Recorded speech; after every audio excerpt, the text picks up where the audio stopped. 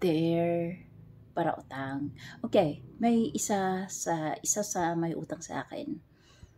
Siningil ko siya kasi nakikita ko siya sa Facebook dahil Facebook friend tayo. Huwag ka magalit kung singilin kita. Unang-una nagpo-post ka ng mga what do you call it, mga achievement mong, sales mo. Actually, it's your profit na kinita mo sa pagiging affiliate kay Rosmar, kagaya ko, parang ganun. So, nagpo-post ka ng mga profit mo, syempre sisingilin kita, ibig sabihin may kita ka. Tsaka wala nga ako pakialam kung may kita ko, wala, kasi ang utang mo ay utang mo. Okay, wag po tayong masyadong kasi nung hiniram nyo yan sa akin, nung nanghiram kayo sa akin, cash ko yung binigay at walang kadrama-drama ako sa buhay. So, wag po tayong magagalit kung singilin kita doon sa comment dahil marami kang achievement eh. So, ang utang ba ay hindi ba kasali sa achievement? Hindi. Pero obligasyon mo yung babayaran, di po ba? Kaya, wag po tayo maging matapang na mas matapang pa kayo sa inuutangan nyo.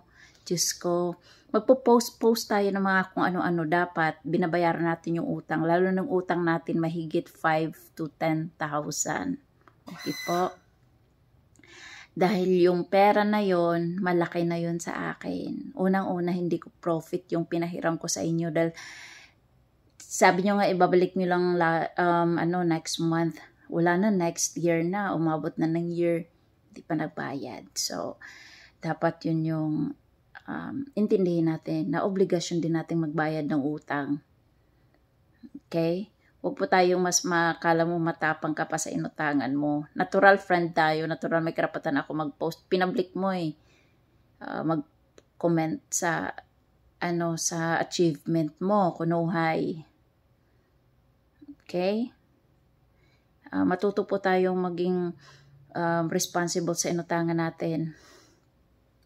Dahil hindi nyo reason out na hindi ako naghihirap. Dahil yung pera na kahit hindi ako naghihirap, pera ko pa rin yan. Hindi nyo huwag nyo isipin na wala akong paggagastusan dahil marami akong ginagastusan. Hindi na kailangan maghirap pa ako bago nyo ako bayaran dahil hindi gano'n na sitwasyon. Hindi gano'n na sitwasyon nung hiniram nyo yan sa akin. Ora mismo meron. Kasi may dala akong pera at sales yan mismo sa store na hiniram nyo yan sa akin. So, matuto po tayo maging obligasyon, magiging responsible sa sarili nating utang ha. Kahit paunti-unti lang. Magpo-post tayo ng magagandang dapat nagbabayad rin tayo ng utang. Huwag yung bawasan natin yung kakapalan ng mukha natin. Okay?